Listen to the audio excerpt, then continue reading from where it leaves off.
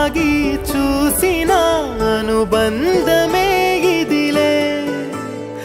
వయసు మీరిన పాసమే ఒక కావ్యమైనదిలే రేపలా ఎప్పుడు కంటి పాపగ కాచులే